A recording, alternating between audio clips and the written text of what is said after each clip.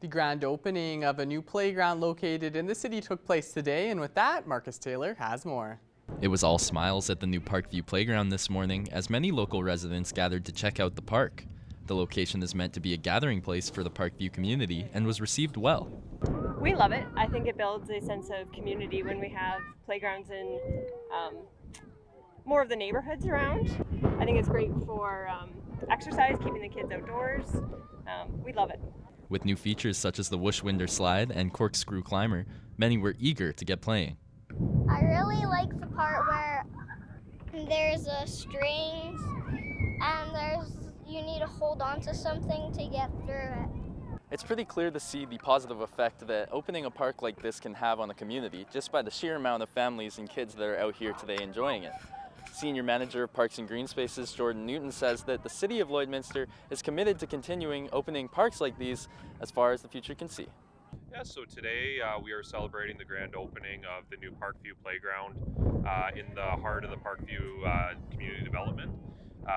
It's a great event. There's lots of people here, lots of families, and lots of kids enjoying the new investment into the community. We're always working on new parks and green spaces throughout the community.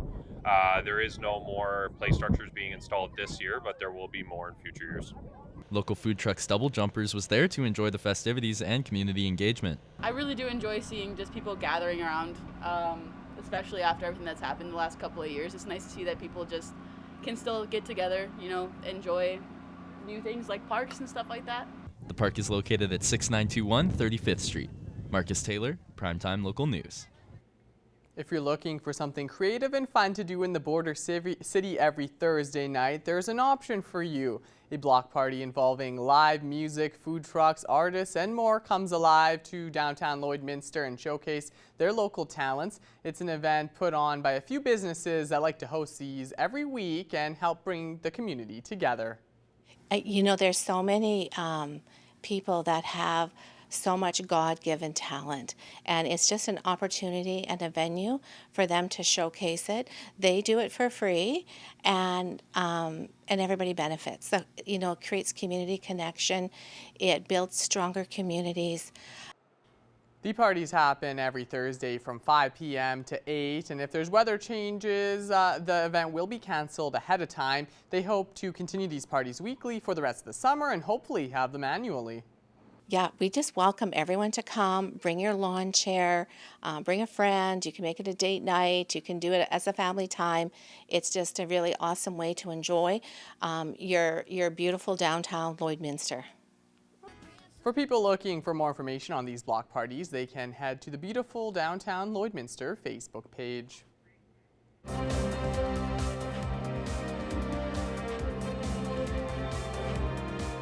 Blackleg is a pathogen that's been affecting canola producers for decades. Some research is done by AIFC and it's looking to help get a leg up for producers. Our Thomas Wildman has more. Today we are joined by Feng Chun Yu, a researcher with AIFC, who is doing some research into blackleg that is affecting crops throughout all of Canada. And so thank you so much for being with us today, Feng Chun. It's my pleasure. First, Dr. Yu, could you tell us what exactly blackleg is for those who are uninitiated and how it affects producers across Canada and the prairies? Blackleg actually is a very important disease in Canada. It's not a new disease. The disease first identified in 1970s. So because the canola is so important crop, grower really like growing canola. So the disease, the battle, the fighting, so always endless. Especially a few years ago, probably there is the trade issue between Canada and China. China is a very important importer from imported canola seeds from Canada. They have concern about the black disease spreading in China actually. So right now is because some political issues got some issue there. But I just talk about when we started this research a few years ago, is we feel that it is very important to grower. this research into the pathogen that is blackleg, what are you guys hoping to, when you guys have got it really labeled down, what is the plan for you guys to help canola producers be able to not have to deal with blackleg as much as they have been for many, many years? That's a really, really very good question, and it's a huge question for me as well. The pathogen is still there. They want so they all will be there. So for our research itself, we really trying to help grower, so they to predict identify the risk structure in the field. So our ultimate goal, actually, so we want to develop kind of method is very cost effective, and then that every grower, they want to get a profile their pathogen population. That's what we started this project. We have a very ambitious goal. So we're doing right now. We are using this data. We just published the paper. We are doing one work. I just want to share with you. We're doing now. We haven't published yet. We want to develop kind of amplicate sequencing technology, or use the sequencing technology, and to capture the accurate risk profile for grower. So grower, and also we want this method very cost effective, so grower can afford to use it, not cost too much money for them. So we very kind of we call real time their profiling. So we're developing the technology right now. So we just got some very good results in the next few months. So and can help grower to detect their population, and can help them to choose the right cultivar to grow. Thank you so much for all the information, Dr. Yu, and hopefully as your guys' research continues, that we will be able to better combat blackleg across the prairies and of course across Canada for our canola growers. And so thank you so much. It's really our pleasure. We are so happy to work with a grower. We AFC, we funded by a taxpayer, and we want to do something for taxpayer, and especially our grower. And now here's a look at today's egg prices.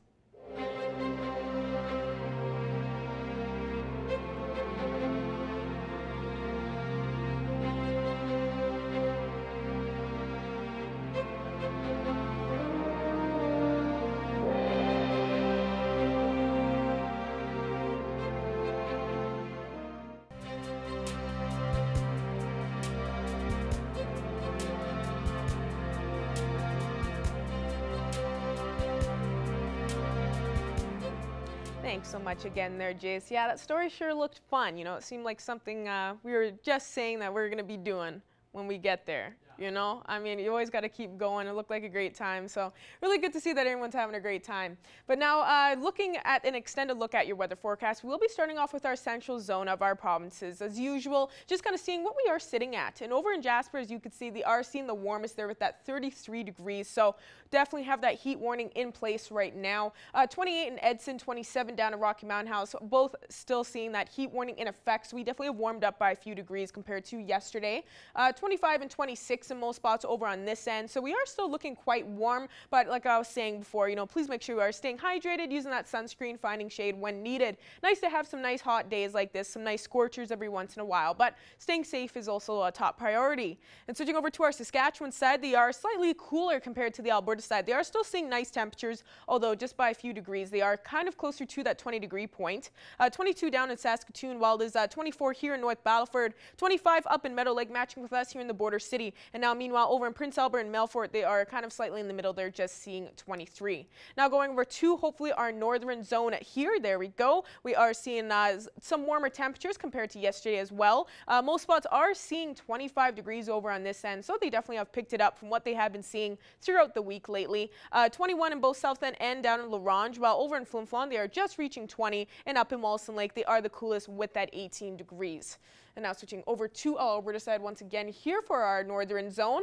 They are looking a lot warmer. Most spots seeing that 29 over here, especially down in this spot. They are seeing closer to that 30 degrees, of course. So definitely have warmed up from what we have been seeing throughout the week. Heat warning definitely in effect in most spots over on this end. Fort Chapon's just a degree cooler, compared to the rest, and down in Slave Lake they are at 26 degrees. And going over to our southern zone, not surprisingly, they have reached that 30 degrees. Medicine Hat just seeing 33. So heat warning in effect for sure. Definitely in most spots in the southern area. Up in Coronation, they are at 30, while it is 28 down in Lethbridge, and it's 26, 27 in Banff and Calgary. So we definitely are seeing a scorcher today for most spots across the provinces and all our zones. And switching now back over to our Saskatchewan side, they are looking a lot cooler compared to the Alberta side, especially over in Yorkton and Estevan, just seeing that 22 degrees. 23 more in the center there with Moose Jaw and Regina, and then Swift Current and Kindersley. As we get a little bit back closer to our Alberta side here, they are slightly warming up to that 26 and 27. But now going back across the region, seeing what we will expect throughout our evening and throughout the night tonight. For some reason, this controller is not liking me today. I don't know why. It's not switching. Don't worry, Jace is helping me out. For our evening low temperatures across the region, we will be seeing those double-digit temperatures once again, and we are warming it back up for our evening lows. As you can see, most spots will be expecting that low of 15. Wainwright will be seeing that low of 16 degrees, while Provost will be seeing the warmest with that low of 17. So definitely warming it up, getting closer to that low of 20 in some spots even. So as that heat warning will be kind of moving in through the evening, a low of 13 and 14 from Meadow Lake and Bonnyville, while it'll start to cool down a little bit more with Muirnham and Pearson with that low of 11 and 12. So every spot will be seeing those double digits, so expect a beautiful evening tonight.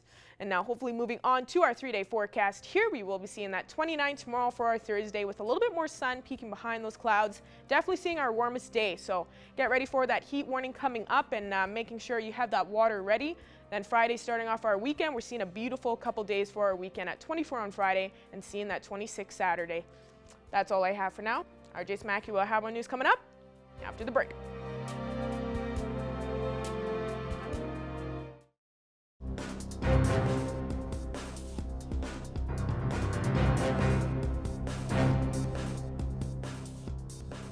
I'm pleased to be joined today on Primetime Local News with Krista Mullally. She's the Director of Social Enterprise for the Lloydminster Interval Home Society.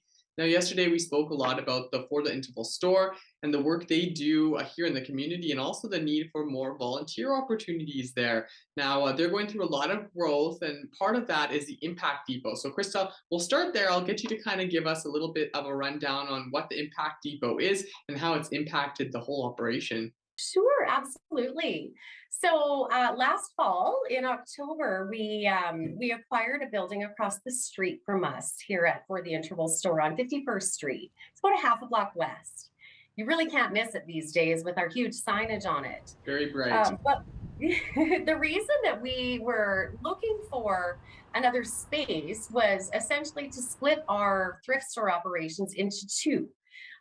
Always we've had our donations received at the back of For the Interval store through that laneway there, and all of the donations that we would then receive would come into the back square footage of our retail location.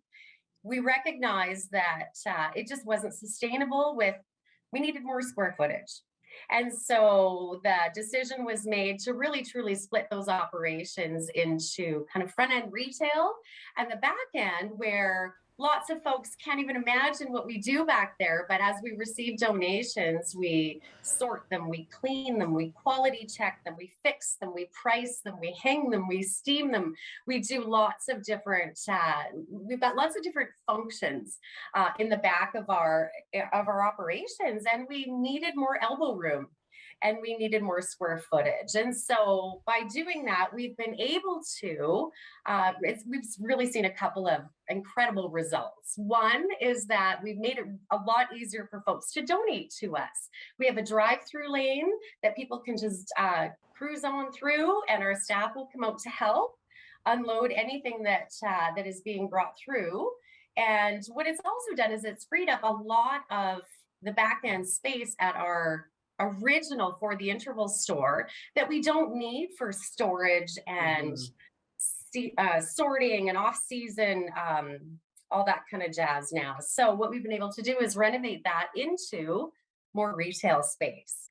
And so we've just completed our second phase of that renovation project. We have one more phase to go, and we're thrilled with the amount of additional retail square footage it's provided for us.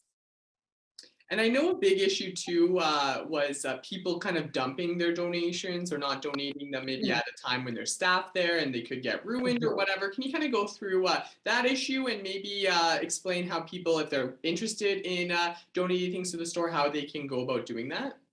Sure, absolutely.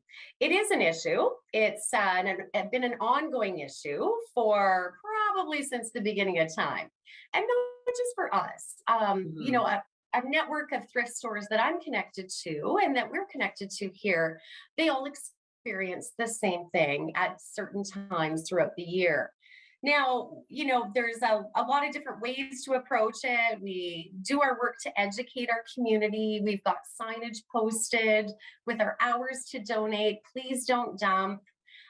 We also do donor education as folks come through our drive-through. Sometimes our donors just simply don't know that we can't accept items that are broken, they don't work, they're damaged, and those items really should go just directly to the landfill. We use that opportunity when we receive items through our donation stream to educate donors and you know, provide them with other opportunities and options as to where to take these items. So although it has been an ongoing issue, we have certainly seen a reduction in it with our new space.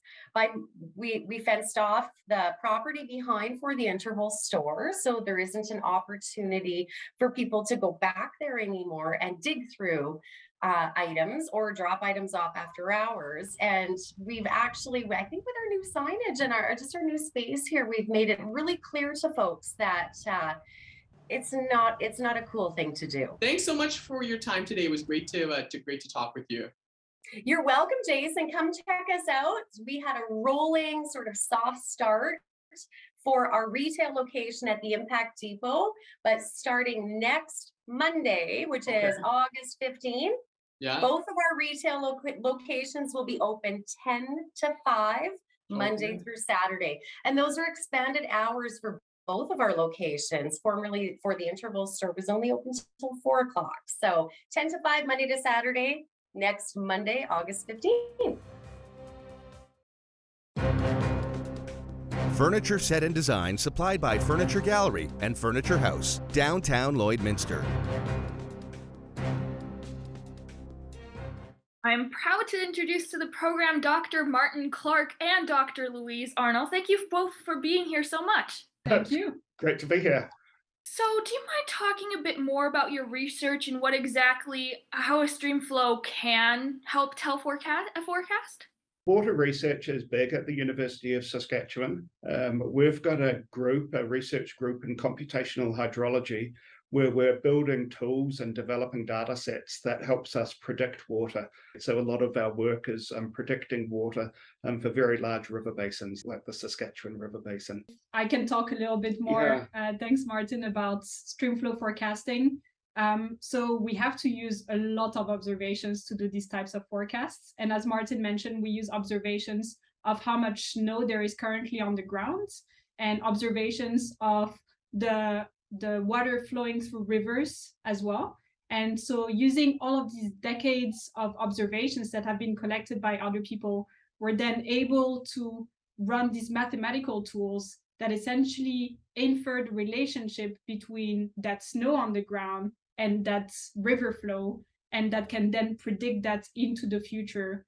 So put it simply, if we have a lot of snow on the ground or up in the mountains in the winter, then the model is likely to say that there will be a lot of water flowing through the river in the spring, but it can obviously be different depending on how much rain there is also going to be and what the temperature is. So in the press release that I received, it said that this will also help with effects from climate change and recognizing those. How will it do that? Climate change is something that we've got to incorporate in everything that we're doing these days. So what we're seeing, especially in river basins in Canada, is a lot of changes in the timing of snowmelt. And so a lot of the snowmelt that we're seeing is occurring earlier in the year. So a lot of the older models that are based on fixed relationships aren't able to account for those dynamic changes.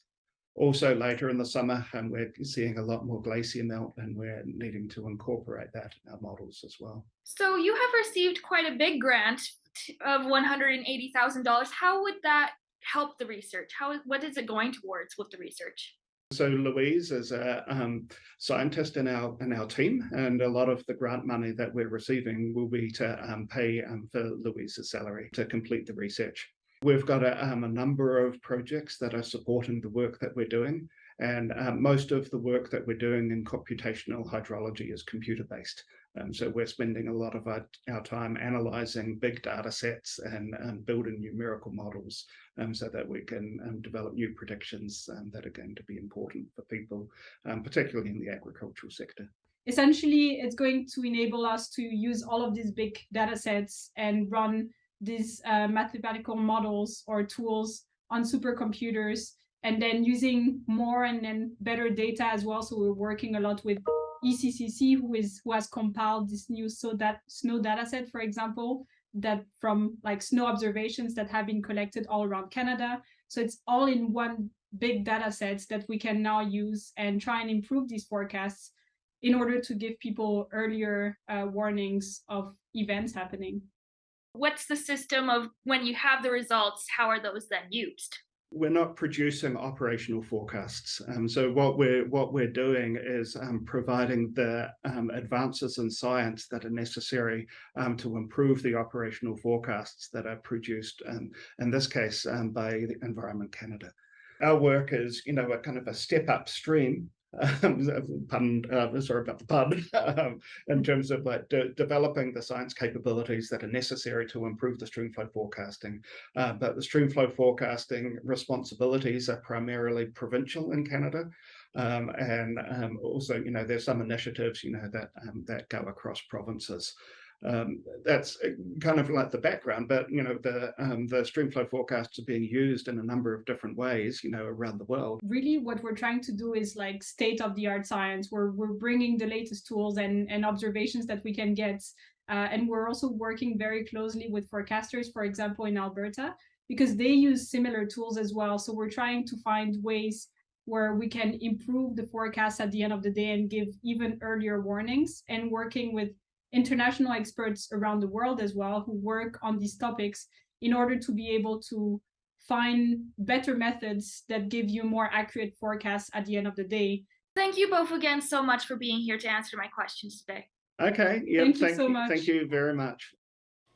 And enough with taking a quick look at your 7-day forecast here. As we were saying, we're going to be seeing that close to that 30 degrees tomorrow with a mixture of some sun and clouds. So be ready, have that water ready, sunscreen, staying safe out there. 24, 26 into our weekend with Friday and Saturday. So we will be seeing a beautiful weekend here in the border city coming up. 24 Sunday to end that off. And we will be seeing a high chance of that thunderstorm as well. But just stay tuned in for that to see what will really happen for the weekend. Then starting off next week, we'll be continuing that warm streak with 26 on Monday. Then seeing some sunny days next Tuesday and Wednesday. Thank you so much for that, Shelby. Love to see those beautiful temperatures coming up. Hopefully people can head out and enjoy the weather. That's all the time we have for our first hour of Primetime Local News. Our second hour continues next.